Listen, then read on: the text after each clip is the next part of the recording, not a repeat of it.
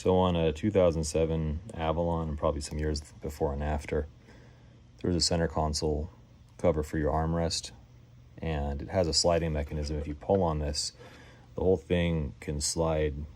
Of course, it can open and close as well, which is what the lock is for. But because of that design, it's kind of a complicated takedown. It actually reminds me of like a 6 Hour I cleaned one time, or something else that I've worked on. It's pretty funny how it is inside. But your very first step is to actually remove these two small screws, and you'll be able to pry this off gently. It's held in by clips that you will not be able to access with any tool, so it's just a matter of gentleness and friction. These two clips at the end have to come out last, so you want to pry from this side out. You'll have two metal hinges sitting in your car with a spring load pointing them up to poke your kid's eyes out, so that's cool. I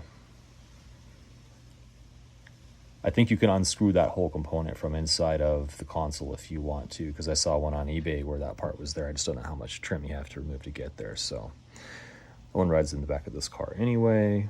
The next thing you have to do is this peculiar piece here. I wedged a credit card in to these spots, several cards, so that I could get them all up at once and slide this piece out from there. So this has finish on it because when it's all up the other way, this is what gets exposed by the sliding to keep things looking clean. So it's a vanity plate. Then you got to pull on this thing here and slide this whole component down. And when you do that, these metal trays I took out, those guide rails, will have some screws showing. There will be two here as well, silver screws, these guys with the points. The hinges are held on with pointless ones. So you'll want to remove those screws. If there was anything else metal showing, I think there's another set over here you want to actually do before you slide that. It's easy back and forth either way. Then there's a lot of little black screws, these guys. You want to pull them, especially be sure you pull this guy. Once you do, you'll be able to remove with those three screws this piece. And there's the two more for this other piece. At that point, you pull this piece off for the assembly, and then you're able to pull the metal trays out, and they're going to fall because they're not attached to this. They just slide it.